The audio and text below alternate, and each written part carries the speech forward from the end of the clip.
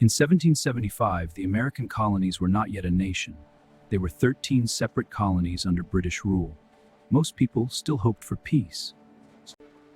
But a small group of leaders began to believe that true freedom required something radical: independence. After the battles at Lexington and Concord in April 1775, thousands of colonial militias surrounded Boston and trapped the British Army inside the city. This was the beginning of the Siege of Boston. The militia was brave, but it was not yet a real army. In June 1775, the Continental Congress chose a new commander to lead them. The militia was brave, but it was not yet a real army. In June 1775, the Continental Congress chose a new commander to lead them. George Washington was a wealthy Virginia planter and a veteran of the French and Indian War. He was known for his character, courage, and leadership. We must train them to be soldiers. After the battles at Lexington and Concord in April 1775, thousands of colonial militia surrounded Boston and trapped the British Army inside the city. This was the beginning of the Siege of Boston. Even though he had never commanded a large army, Congress chose him to be the commander-in-chief of the Continental Army. They wanted a leader from outside New England to unite all the colonies. Washington accepted the command even though he knew the task would be extremely difficult. When Washington arrived, he found an army of farmers, laborers, and tradesmen who had answered the call to fight. They were courageous and believed in their cause. They had little training, poor equipment, and almost no discipline. Washington knew he had to turn this collection of local militias into one unified, professional army. We must have order and discipline. These men must learn to obey orders, stand in formation, and fight as one army. That's him, General Washington from Virginia. My father says he's a real soldier who fought the French and Indians. Carry on, soldier. Washington faced an enormous challenge. The British army he was facing was one of the most powerful and professional armies in the world. For king and country, lads, steady men, our cause is just. His own men were poorly trained, poorly supplied, and had short enlistments. Washington had to build an army almost from nothing while fighting a war at the same time. We are not fighting for Massachusetts or Virginia. We are fighting for all the colonies, for our rights and our future. From this day forward, we are the Continental Army of the United Colonies. We will act as one. Washington's arrival marked the beginning of a long and difficult transformation. Over the next few months and years, he would work tirelessly to create discipline, improve training, and build a real army. An army that could stand against the British. The Siege of Boston was only the first step in that journey. By June 1775, colonial militia had surrounded Boston. The British decided to attack the American positions on Breed's Hill and Bunker Hill. They're coming up the hill. Hold steady, men. This battle would prove that American farmers and tradesmen could stand and fight against professional British soldiers. Colonel William Prescott of Massachusetts was given command of the American forces on the hills. He was a veteran officer who understood that the untrained militia needed strong leadership and clear orders. Colonel William Prescott was the colonel who fought side by side with Washington and is credited for saying, "Do not fire till you see the white of their eyes." Do not fire till you see the white of their eyes! Israel Putnam, Major General from Connecticut. He was renowned for his courage at Bunker Hill and leadership in Connecticut. A fierce patriot, he fought for American liberty. Israel Putnam fought beside William Prescott in the American Revolution and is credited with instructing Colonel Prescott to order his soldiers not to fire until they see the whites of their eyes. Dr. Joseph Warren fought in the Battle of Bunker Hill. The liberties of America are worth defending at the risk of life. He had helped organize resistance against British rule. Even though he had just been commissioned as a major general, he chose to fight as a common soldier on the front lines. I will not ask my countrymen to do what I am unwilling to do myself. Today I fight beside you. Plum Martin, young soldier from Connecticut. He left home in 1775 to join the Continental Army. He fights for liberty, family, and a better future. We are not for fighting, but for liberty. Joseph Plum Martin fought in the Battle of Bunker Hill, the Battle of Long Island, and Hudson Highlands. After the war, in 1818, he successfully fought and won pension rights for all veteran soldiers. He received 96 a year pension for the rest of his life. Harlan enlisted in the summer of 1775, rising through the ranks to become a trusted leader. In 1777, Silas Harlan participated in a mission to recover 500 pounds of gunpowder from 3 Bermuda Islands, where Great Britain stored its gunpowder to fight the colonies. He fought for the promise of a free nation. He commanded respect with his courage and tactical brilliance. General Sir William Howe was the British commander in North America. He was a professional soldier who had fought in the French and Indian War.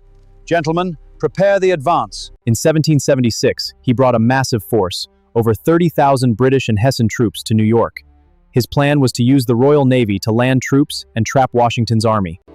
The colonies must be subdued for the Empire. Dr. Joseph Warren fought in the Battle of Bunker Hill. The liberties of America are worth defending at the risk of life. Dr. Joseph Warren was one of the most important patriot leaders in Massachusetts, a doctor, orator, and member of the Sons of Liberty. Stand your ground! The liberties of America are worth defending. By June 1775, colonial militia had surrounded Boston and trapped the British army inside the city. The British decided to break out and attack the American positions on Breed's Hill and Bunker Hill.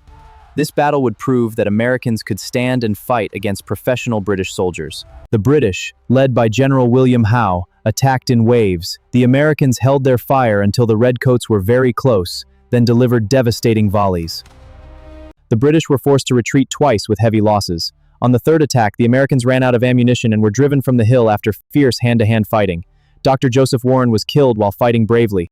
The battle showed that the war would be long and costly. Dr. Joseph Warren was killed while fighting bravely.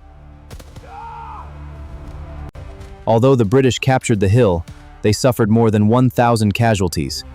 The Americans proved they would not run from professional soldiers. Thomas Paine was born in England and worked as a corset maker, teacher, and tax collector. He failed at many jobs and arrived in America in 1774 with a letter of introduction from Benjamin Franklin. Thomas Paine was an English immigrant and a brilliant writer. In January 1776, he published a pamphlet called Common Sense. It sold over 100,000 copies in just a few months and changed the way many colonists thought about independence. These are the times that try men's souls. The summer soldier and the sunshine patriot will shrink from the service of their country. Common Sense was written in plain, direct language that ordinary people could understand. It sold widely in taverns, churches, and army camps. It helped turn public opinion toward independence at exactly the moment when many were still unsure. Within weeks, thousands of colonists who had been loyal to the king began to support the idea of a complete break from Britain. George Washington read Common Sense and was deeply impressed. He had it read aloud to his troops. It helped convince many leaders that reconciliation with Britain was no longer possible. This man Paine has written what many feel but few have dared to say aloud. In the summer of 1776, the British launched their largest invasion of the war. Their goal was to capture New York City and crush the rebellion. Sir William Howe brought with him 300,000 British soldiers and Hessian troops to New York. We shall crush this rebellion swiftly. Washington knew New York would be extremely difficult to defend.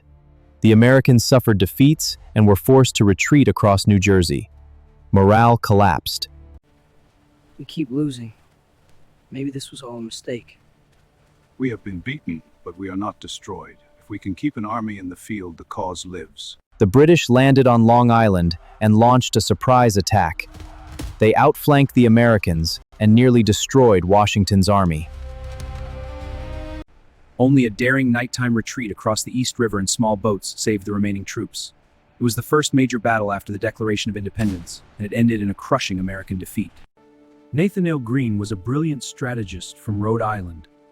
Despite lacking training, he became Washington's most trusted subordinate. April 1775, Greene was appointed to command Rhode Island's army and became a general in the Continental Army. He designed the Southern Campaign, leading the fight for liberty. Greene emerged from the war with a reputation as one of Washington's most talented and dependable officers, often considered second only to Washington in strategic skill. Henry Knox left his home in Boston to join the Continental Army. He was a brilliant artilleryman. He led the daring transport of 60 tons of cannon from Fort Ticonderoga to Boston, forcing the British evacuation. In June 1776, Congress created a committee of 5 to write the Declaration of Independence: Thomas Jefferson, John Adams, Benjamin Franklin, Roger Sherman, and Robert Livingston. Thomas Jefferson was a 33-year-old Virginia planter and brilliant writer.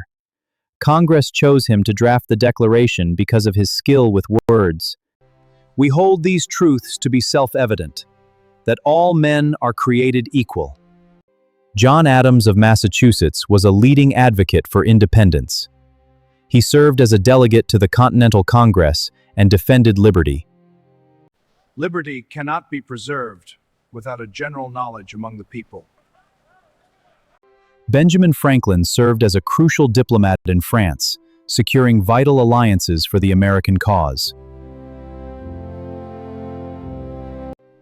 A renowned inventor and publisher, his wisdom and diplomacy helped draft the Declaration of Independence.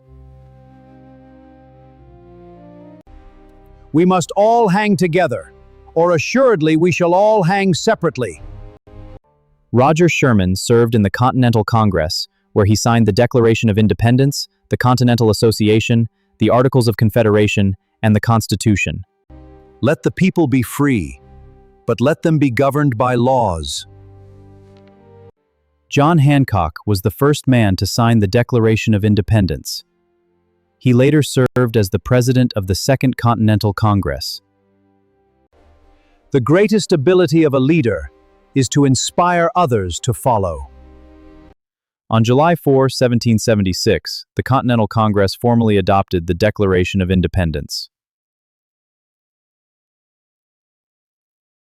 On July 4, 1776, this act severed ties with Great Britain and established the United States as a free and independent nation.